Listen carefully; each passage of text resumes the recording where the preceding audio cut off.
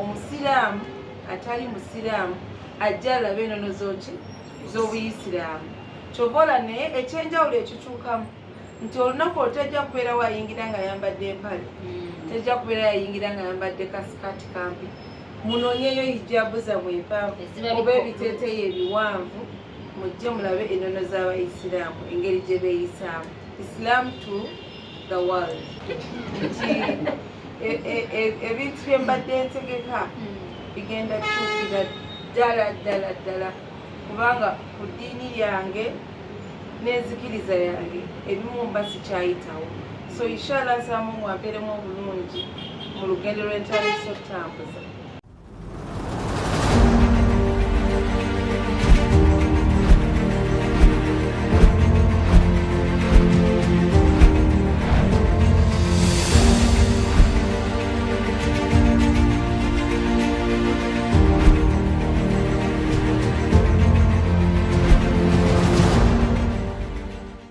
Tubaniriza nnyo ku office za Ashura Tours and Travel oba Ashura Agency amanya amalungi ze Sandra Lian, of course Kigula Lodge, the one and only. Ensonga etulese wano olunaku olwaleero tuli ba premium sponsors eya Islamic Halal branch. Mukyala Big gye yatutegekedde ng'ennaku z'omwezi 14 July egenda okubeera ali ku 4 Points Hotel e Kololo. Kitulese wano eno twagala tubeere nga tumanya aba Ashura Tours and Travel batuleetedde ki, lwaki basazeewo kubanga batwegattako mweno branch, kubanga ekituufu kiri nti ffe tuleese ekyenjawulo ekitabangawo kye mugenda okubanga mulaba ennaku z'omwezi nga 14. Tugenda kubanga twambadde zi hijabs ez'enjawulo, abaami bagenda kubanga bateekako amakanzu gaabwe. So kansooke mbanize noza basooke bambuuzeeko in the house I'm having Big herself, CEO. Walaikum salam wa rahmatullahi wa barakatuh. Asante okubeera n'Abashura Travel Agency, company eyatukkiririzaamu, company eyagala obusiraamu, company ekulaga ekituufu kyeki. Kati omuntu aba abagidde obusiraamu nga musiraamu kiki ekiba kiga? Sunna bagita sunna. Mungu abagenda giwa baraka, abagenda giwa ebirungi kubanga yevuddeyo mu kampani zonna mu Uganda neyeyimba mu kintu kino ekisookedde ddala okuggulwawo. Ate kyekisoose ye first edition ekitabeerangawo ko Uganda yo nekkiriza mwana agira ki atengerera. Yes. Okay, that's right. Tukwaniriza nnyo Biggie. Webale ne tuwa mukisa munaye kukkiriza kwegatta ne Ashura Tours and Travel ku Islamic Halal branch. Mukadde kano muzikiriza ate nsooke nnyanjule abantu bange babiri ku ludda olwo bamuyita Sheikh Hamza, ono nga kukikwatagana n'ensonga z'obuyisiraamu zonna zitegeera bulungi era nga naye olunaku lwagenda kubeera nga ate atwegattako bw'oba oli awajja kutuwa ekigambo. Otogedde bulungi. Sheikh Hamza sooka batole ku salaamu wabuze. Assalamu alaikum wa rahmatullahi wa barakatuh. Tubayindiza ku Ashura Tours and Travel era tulasanyufu nnyo kuba nga twegasse mu nteekateeka eno. Allah subhanahu wa ta'ala kimu kiteekemu obwangu. Allahumma amin. Kuludda kuli eri nina spokesperson wa Ashura Tours and Travel, sooka obambuulizeko se. Mugibaleko nyabadde basebo amanya nze Uncle Owen nga mwogezi wa Ashura Tours and Travel. Banjiriza nnyo mu kifo kyaffe. Kakati sebo twagala otuukiremu mu bumpimpi, lwaki mwasazeewo okubeera nga mwegatta ku Islamic Halal branch egenda okubeera ng'ennaku z'omwezi 14 nga Ashura tulabanga this is an opportunity as our CSR, corporate social responsibility, tukwatagane n'abantu bonna like abasiraamu nga Big wabakodde ka branch naffe tubeere part of the involvement. Being the mere fact that we go resources, so it would be important that naffe tukula nabo and we grow together. Okay. Kati tusuubire ki ku lunaku olwo ennaku z'omwezi nga 14 ekituufu kiri Abashura banatusalira ku tiketi, abagala ogenda e Dubai bajjeko olwo bafune n'essente zaabwe ne visa zaabwe.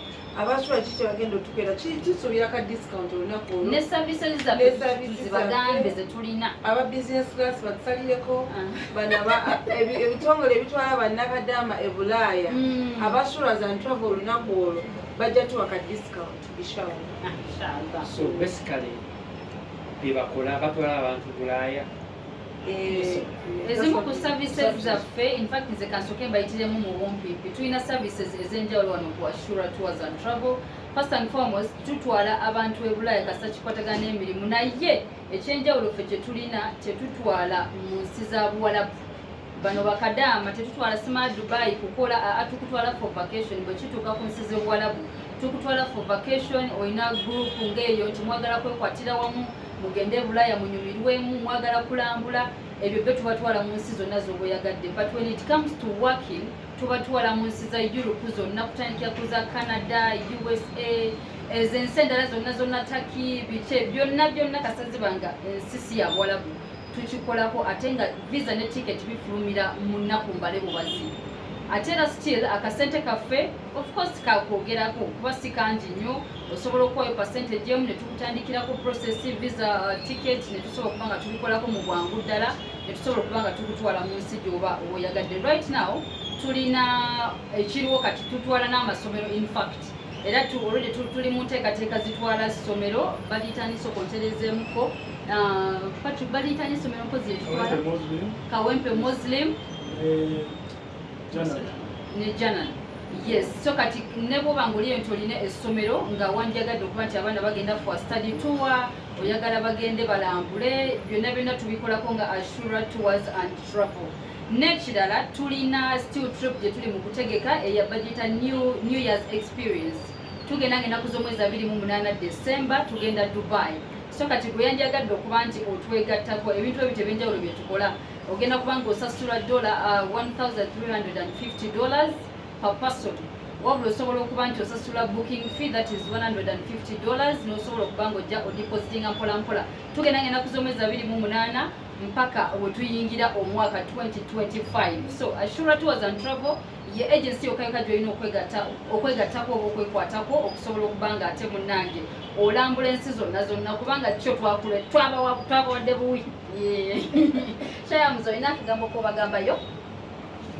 Sina nnyo kyembagamba kyamaanyi okujjako okwongera okukubiriza abaana ab'obuwala kwambala hijabu being nti nno ensi eno ejjudde ebikemo ebyenjawulo ekiyinza okukuuma omwana omuwala kubanga asigaza ekitiibwa kye kubeera nga ayambadde hijabu naddala abawala abasiraamu n'okweyisa obulungi oyambadde hijabu n'owa hijabu ekitiibwa n'abasajja namwe okwette n'amakanzu okulaba nga mwambala amakanzu n'enkuufira nga olaba nnyambadde sobole okubeera nga kiweesa eddiini yaffe ekitiibwa.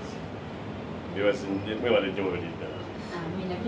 Olina obusembayo nga tebanatuuzayo kibuuzo kyonna? Nina obugambo obusembayo eri Abannayuganda nti omulaba ng'ekintu ekyeyimbyemu mba nkyesize ate kiba kyankizo ate kiba kyantabu.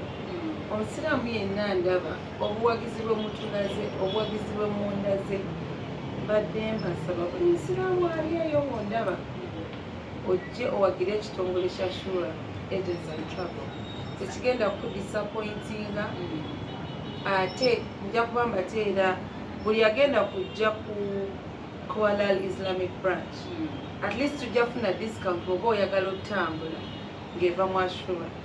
Tubasuubiza nabo bajja kutuukiriza so muko mukuwagira mu bungi nabo bagenda okukoma okendeza okusala ebisale byabwe ate naddala omusiraamu essala kyawukana mukko ne Patrick katugeze ne James naye nga ne ba Patrick ba James mwenna tugenda bawa kimu ba bright inshallah lunaku olwo nga maliza mwenna mbakowoola nga 14 ye Sunday eddako tujje ku 4 points twenyumirize mu busiraamu.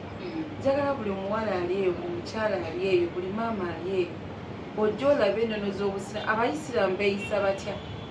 Okwambala ebiwanvu si nti basiraamu, it's humanity. So mbadde mbasaba mujje mulabe hijabu ez'enjawulo mujje mulabe lwaki bigigwe mwalaba emyezi emabega si bwali kati. Njagala olugendo lwange ndusomere awo ku 4 points inshallah. Tugenda kushowcasinga engoye ez'enjawulo aba designer ab'enjawulo mu Uganda.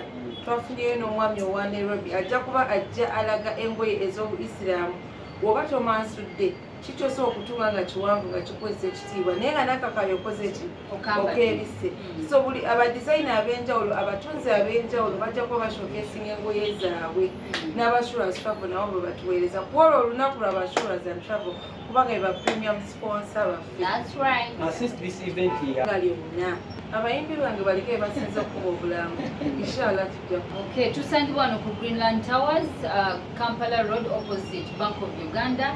Wekasita otuukawo Greenland Towers ziriraanye Cairo Bank. Wekasita olaba Cairo Bank wote ekizimbe ekiddako bakiyita Greenland Towers mw'oyingira ku level 2 oba osobola tukubira ku namba zaffe ez'essimu eri 0784 325 11 11 njiddamu 0784 325 11 oba gwakubidde kweri endala landline eri 200 90 30 25 but I believe eri ya MTN ejja kusinga okuba nti ebakolera so bwayagadde okuba nti omanya ebisingawo osobola okujja wano kofiza ku Greenland Towers nosobola okuba nga omanya biki ebisingawo naye nga tumba mumanya tulina packages ez'enjawulo mwabanjagadde okuba nti mutravelinga mu nsi ez'enjawulo mwabagala emirimu mwabagala okulambula buli kimu tukirina olaba nti twasazewo okuba nti twegatta ku branch ya big gye yategese ya Islamic Halal branch kyomba mumanya tuli banjawulo tuli bakuumufu kino ffe twabaleetedde ekitabangawo mu industry oza okwongera